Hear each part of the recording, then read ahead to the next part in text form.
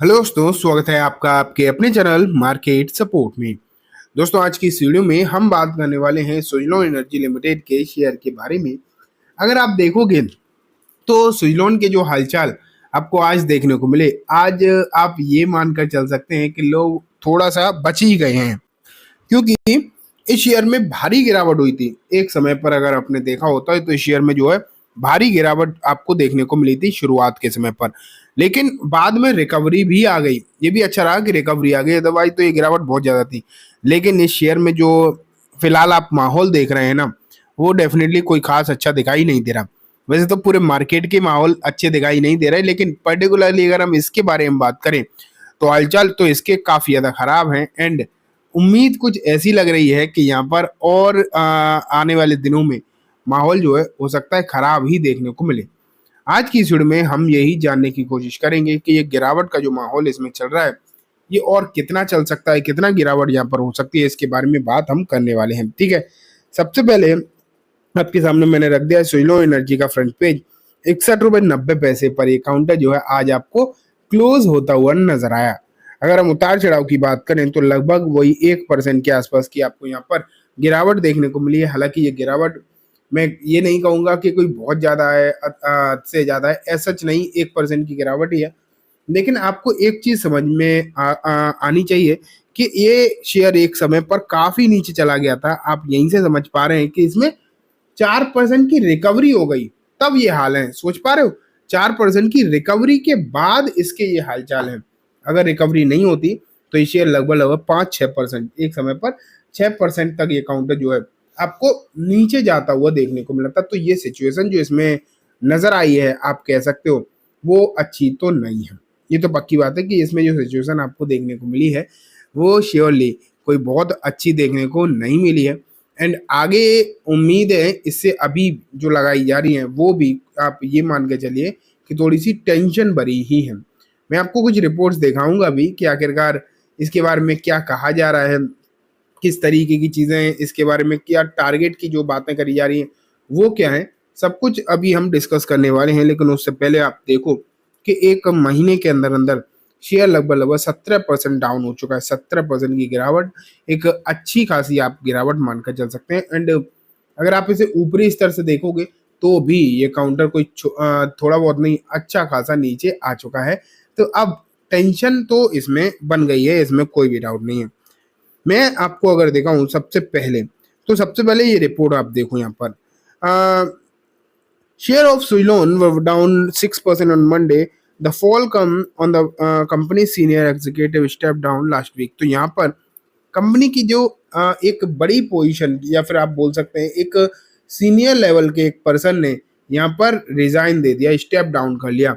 And ये एक बहुत बड़ी वजह बनी आज की गिरावट की। और शुरुआती ट्रेड में आप ये मान के चलिए कि यही रीजन था जिसके चलते ये काउंटर आपको कितना लगभग लगभग 6% तक नीचे गिरता हुआ देखने को मिला।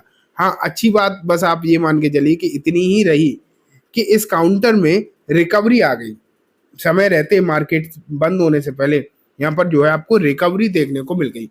अगर ये रिकवरी नहीं आई होती तो ये गिरावट जो है डेफिनेटली आपको वही 5-6% की दिखाई देती, तो और ज्यादा समस्या यहाँ पर आपको नजर आ सकती थी। लेकिन वो चीजें तो फिर भी चीज बदल गई।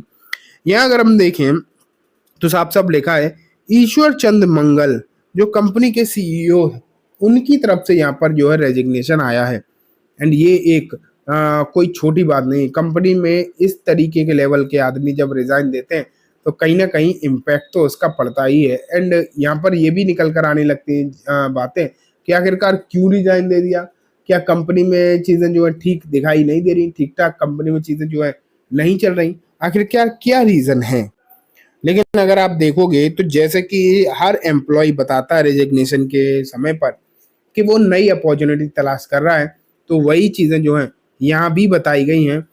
ईश्वर चंद मंगल की तरफ से भी यही कहा गया है, ये रेजिग्नेशन जो है इसलिए दिया जा रहा है क्योंकि वो अपनी लाइफ में अब कुछ और नया चाहते हैं, नई चीजें जो है तलाश कर रहे हैं, इसलिए ये रेजिग्नेशन आया है। ठीक है, तो यहाँ पर तो ऐसी चीज कोई भी निकल कर नहीं आई जिससे कि हम ये कह सकें कोई बहुत बड़ी दिक्कत है। लेकिन हाँ, जब कंपनी के इस लेवल के आदमी रिजाइन देते हैं तो कहीं ना कहीं समस्या तो आती है, और वो आपको यहाँ भी नजर आई है।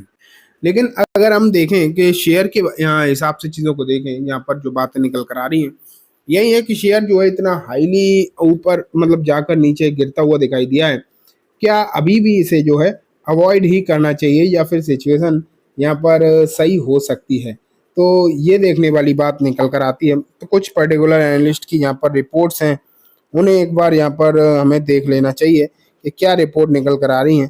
तो ये देखो, सबसे पहले अगर आप देखो ओशो किशन की रिपोर्ट है यहाँ पर। उन्होंने कहा है कि स्विट्जरलैंड 30% तक तो नीचे गिर चुका है, लेकिन इसमें अभी भी कुछ रेजिस्टेंस है। एंड ये आप यहाँ पर देख रहे हो कि 60 और 55 तक यहाँ पर जो इसकी एक सपोर्ट उम्मीद करी जा रही है, लेकिन अभी इन्होंने कोई भी टारगेट वगैरह की बात नहीं करी। यहाँ अगर हम कुशल गांधी को देखें तो इन्होंने भी अभी अवॉइड करने की बात करी है। तो अभी कोई भी खरीदारी की बात तो नहीं कर रहा, ये बात आप यहाँ पर देख रहे हो। कोई भी ये नहीं कहेगा आपसे कि आप स्विट्जरलैंड को यहाँ पर खरीदो। सब यही कह रहे हैं बेसिकली कि यहाँ आपको जो है इसे अभी अवॉइड करके चलना चाहिए। ठीक है, यहाँ पर सब अवॉइड की जो है बातें करते हुए देखने को मिल रहे हैं। जो देखा जाए तो इसके लिए सही तो दिखाई नहीं दे रहा। वहीं अगर हम जिगर एस पटेल देखें आनंद राठी की तरफ से, उन्होंने भी कहा है कि 58 से 70 के बीच में ये रह सकता है। लेकिन ये भी अगर आप देखोगे तो इन्होंने क्या कहा है कि शेयर एक 58 रुपये के सपोर्ट पर है। मतलब इसका जो सपोर्ट है वो 58 रुपये का है। अगर ये उसे मेंटेन कर लेता है, उसके नीचे नहीं जाता है, वैसे तो आज इसके नीचे के आसपास तो पहुंच ही गया था। लेकिन अगर ये सपोर्ट मेंटेन करता है तो ऊपर में ये लगभग 79 तक जा सकता है। ये बात भी यहाँ पर कही गई है।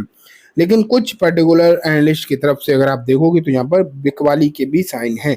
देखो, मार्केट मोजो की तरफ से अगर आप देखोगे तो इन्होंने जो है सेल की रेटिंग इसे दे दी है। देख पा रहे हो शेयर जिस तरीके से अंडर परफॉर्मेंस दिखा रहा है, सेल की रेटिंग आने लगी है।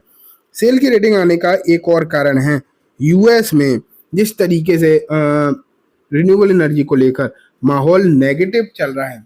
मतलब रिन्यूएबल एनर्जी सेक्टर को लेकर जो माहौल आप वहाँ पर बदला है, नए राष्ट्रपति जो हैं बिल्कुल भी इन चीज़ों को, इस सेक्टर को सपोर्ट नहीं कर रहे हैं। ये एक और वजह बनी हुई है जिसके चलते रिन्यूएबल एनर्जी सेक्टर के जितने भी स्टॉक्स हैं सभी में दबाव है। एंड ये कहा नहीं जा सकता कि आखिरकार ये शेयर कब तक इस तरीके से देखने को मिलेंगे, कितना दबाव यहाँ पर देखने को मिलेगा। तो इस सेक्टर के सभी स्टॉक्स कहीं ना कहीं टेंशन में हैं एंड दबाव दिखा रहे हैं। तो चलिए दोस्तों, ये बात हो गई स्विट्जरलैंड के बारे में। उम्मीद है आपको सब कुछ अच्छे से समझ में आ गया होगा।